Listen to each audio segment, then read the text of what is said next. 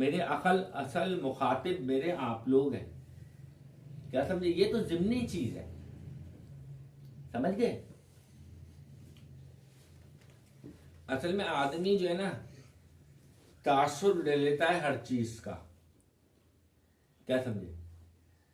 आदमी कामिल जब होता है, जब आदमी मुकम्मल होता है कि वो आने जाने वालों से बेनियाज रहे, रिकॉर्डिंग हो रही है नहीं हो रही है इससे बेनियाज रहे। क्या समझे? ये रियाकारी की किस्में हैं, दिखावे की। तो हमें तो मकसूद ये है कि हम कुछ सीखें, हमारी समझ में कुछ आ जाए, हमें कोई फायदा हो, हमें कोई हिकमत की बात पता चल जाए। तो तालीम के साथ मैं ये कह रहा था कि तालीम के साथ तरबियत की ज़रूरत है। अगर आप कुरान पढ़ लेते हैं, दुआएं याद कर लेते हैं, कुछ हदीसें भी आपको आ जाती हैं, मगर आपको छोटे बड़े की तमीज़ नहीं आई और आपको छोटे बड़े का अदब आदाब नहीं आए, बड़ों से का अदब करना नहीं आया, छोटों पे शफकत करनी नहीं आई, तो फिर बेकार है। यानी फिर मदरसे जाने का क्या फायदा, आप मुझे बताएं। स्कूल में तो ये चीजें नहीं सिखाते। स्कूल तो खोले गए तालीम बेचने के लिए। सच्ची बात बता रहा हूं आपको। आप फीस नहीं देंगे ना, आपको इम्तिहान में नहीं बैठने देगा स्कूल वाला। अगर आप इम्तिहान में बैठ गए और आपने इम्तिहान दे भी दिया और आपने फीसें जमा नहीं कराई, तो आपको रिपोर्ट कार्ड नहीं मिलेगा। अगर ये सच्चे होते स्कूल वाले, मैं साफ कहता हूं स्कूल वालों से, अगर ये स्कूल वाले सच्चे होते ना तो ये इस तरह नहीं करते हैं। अगर इनका मकसूद, इनका मकसद बच्चों की तालीम होता तो ये ऐसा नहीं करते। पैसों पे नहीं आप बच्चों को फैलाते, पैसों के से बच्चों को जलील नहीं करते। अब वो क्या करें, किराए पे बिल्डिंग ली हुई है, 100 खर्चे हैं, मगर बात ये चीजें मकासद को मुतासिर नहीं होनी चाहिए इन चीजों से, इन चीजों से। अब मेरे पास कोई बच्चा है, वो 1 साल फीस ना दे, मैं उसको कभी नहीं कहूंगा कि आप बताना पढ़ने आप फीस लाओ ना। मैंने आपको पहले दिन बताया था, जो बच्चे पुराने पढ़ने वाले हैं उनको पता है, मैंने शुरू में बताया था कि हम पैसों के लिए नहीं पढ़ाते, हम पैसों के लिए थोड़ी पढ़ाते हैं, वरना हम में और स्कूल में क्या फर्क रह जाएगा।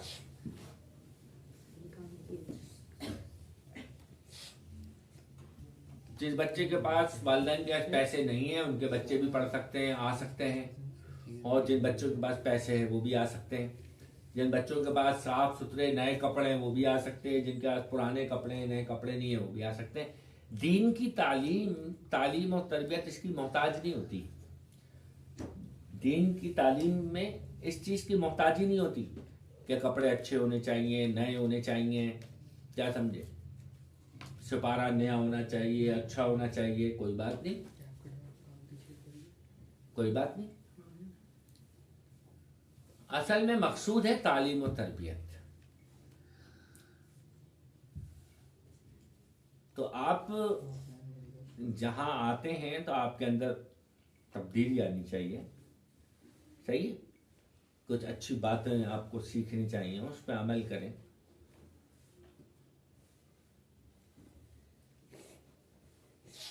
और मैंने आपको पहले भी ये बात बताई थी, मैं ये बात दोबारा बता रहा हूँ, ये बात मैं बार बार बताता रहूँगा कि जो आप अच्छे बच्चे बनेंगे, आप अच्छी बातों पे जो अमल करेंगे वो डंडे से नहीं करेंगे। डंडे से आदमी में अखलाकियात पैदा नहीं होती, समझ गए? अखलाकियात, अखलाकियात का मतलब सच बोलना, अच्छे अमाल इख्तियार करना, लोगों के साथ अच्छा रवैया रखना, समझे? आसान जुबान में आप बच्चों के लिए इस तरह इतना काफी है, सही? तो वो आप में कब पैदा होंगी? वो डंडे से नहीं होंगी, वो शौक से आप सुनेंगे, किसी नाम की लालच में सुनेंगे। क्या समझे? कोई आपको इसका फायदा बताया जाएगा तो आपके अंदर शौक पैदा होगा।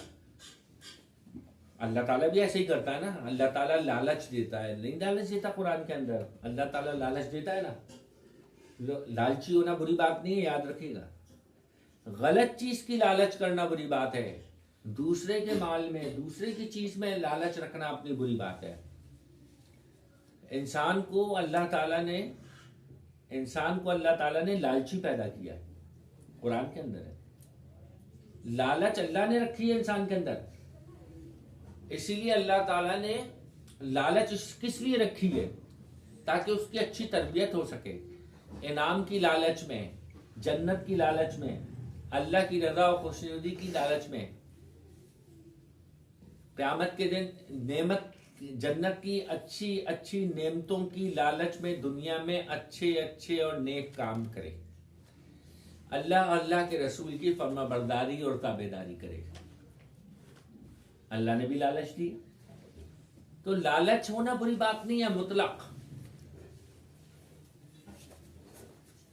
लालच तो अच्छी चीज है, जायज चीज की लालच हो।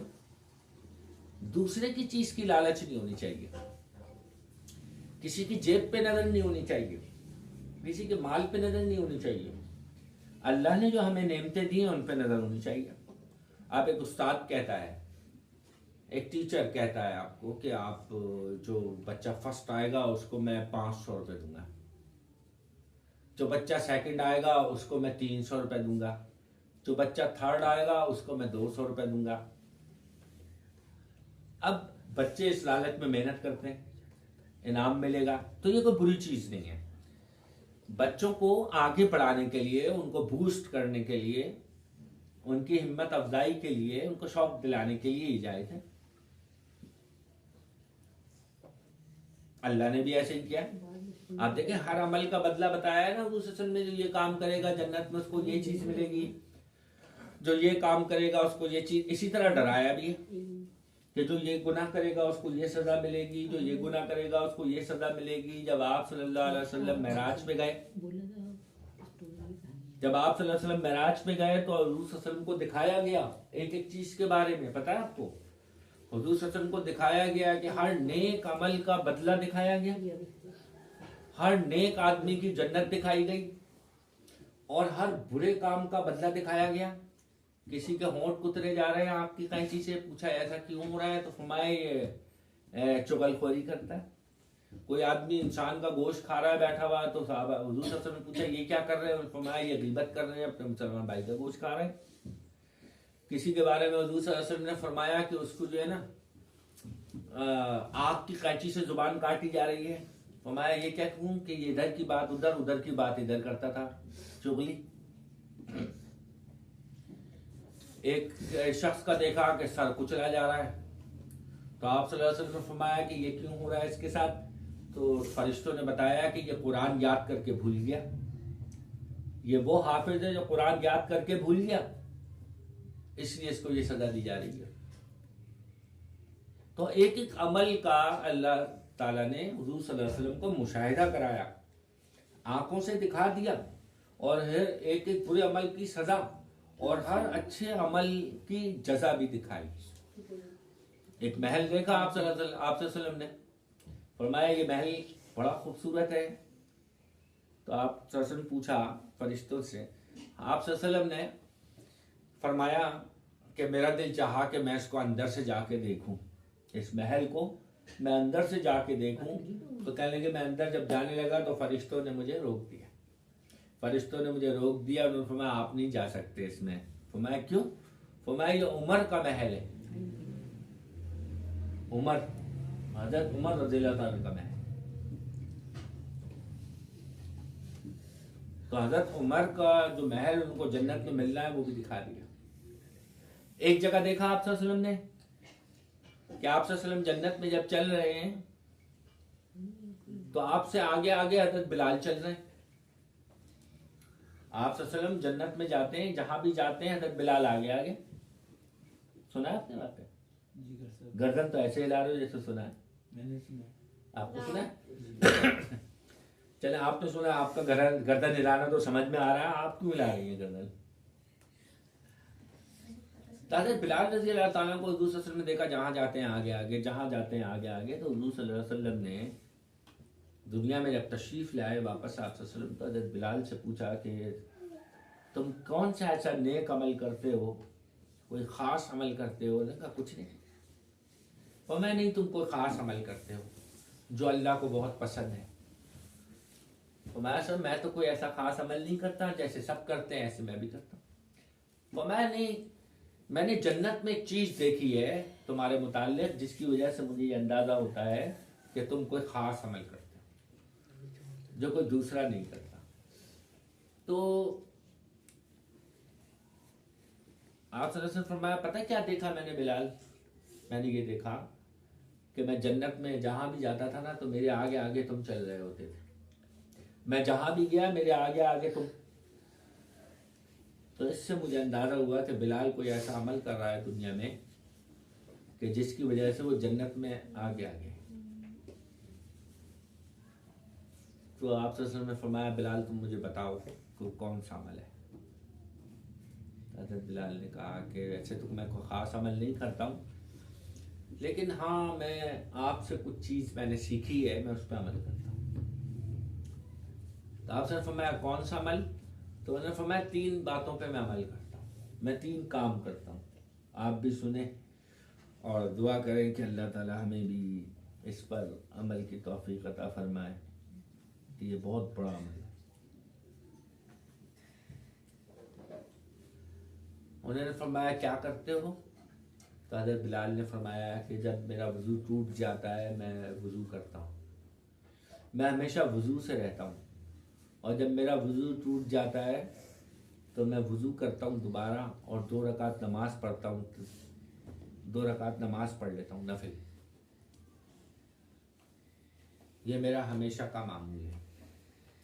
दूसरे, जब मैं रात को सोता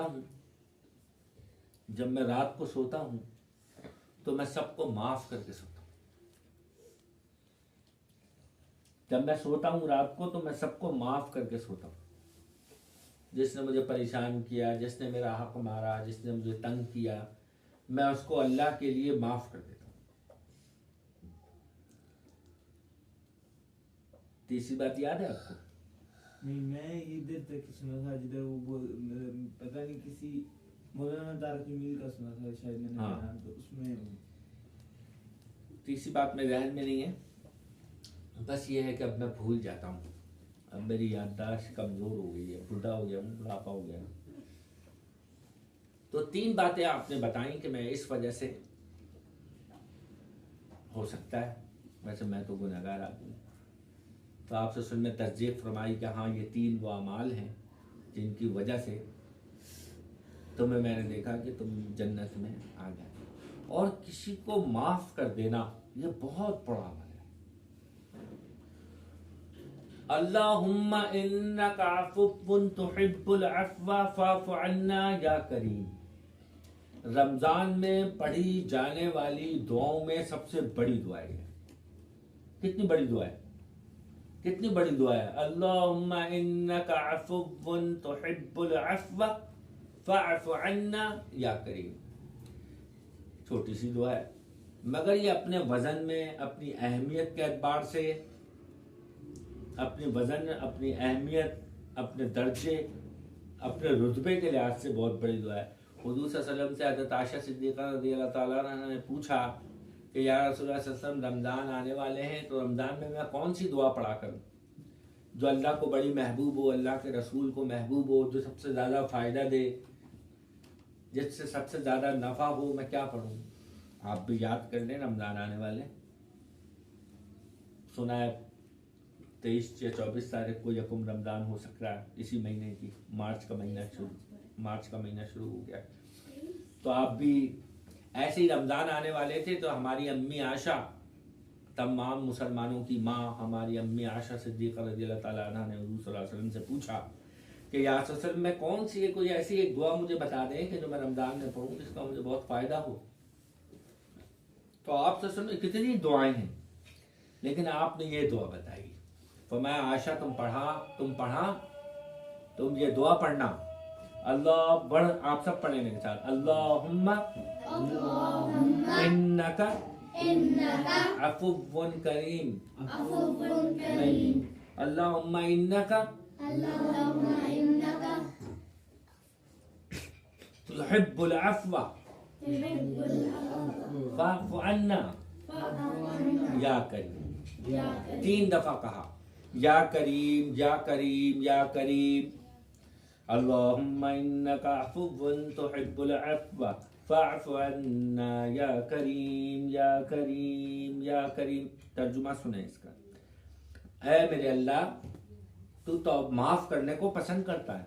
अल्लाहुम्मा इन्नका अफ़ुव्वुन तुहिब्बुल अफ़्व, ऐ अल्लाह तू माफ करने को बहुत ज्यादा पसंद करता है, बहुत ज्यादा माफ करना तुझे महबूब है। बस फ़अफ़ु अन्ना, ऐ अल्लाह तू हमें भी माफ फरमा। ऐ करीम ऐ करीम ऐ करीम। क्योंकि अल्लाह ताला माफ करने को पसंद करता है। कुरान की आयत भी कि अल्लाह ताला मोहब्बत रखता है, अल्लाह पसंद करता है उन लोगों को जो माफ करने वाले हैं। समझे? तो अब हमें भी एक दूसरे को माफ करना चाहिए। हम फौरन इस चक्कर में रहते हैं मैं बदला लेके तो छोड़ूंगा, मैं जब तक हम बदला ना ले हमें सुकून नहीं आता। और आप देखें, आप माफ कर देना, फिर देखें अल्लाह आपको क्या देगा। माफ कर दो।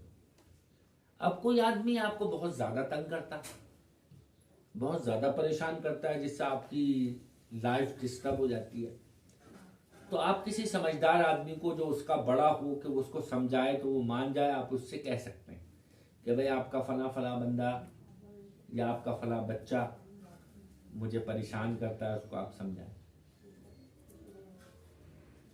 समझ गए? तो आप हम जो तालीम हासिल कर रहे हैं उस पर हमारा अमल भी हो, इसी को तरबियत कहते हैं। समझ गए? काफी है ना? काफी है? तंग आ गया? कौन कौन तंग आया है? बड़े मियाँ बोले जा रहे 10 मिनट हो गए, बोले जा रहे 20 मिनट हो गए, बोले जा रहे हैं। ऐसा तो नहीं है? क्या अल्लाह बड़े मियाँ कब चुप होंगे?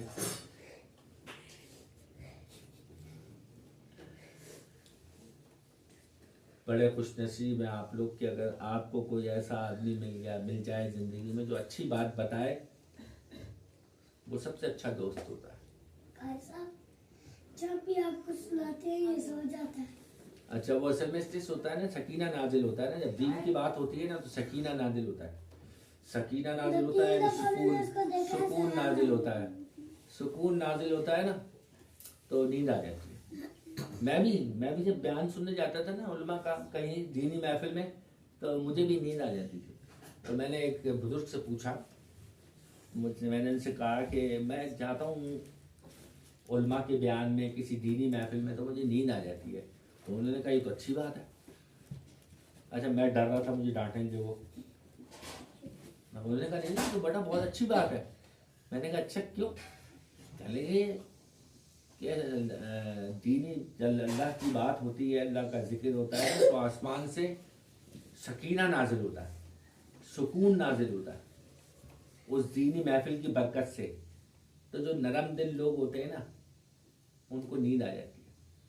मैंने कहा अच्छा, मैंने कहा चलो तो अच्छी बात है। मैं समझा डांट पड़ेगी, तो उन्होंने तो फायदा एक फजीलत की बात बताई।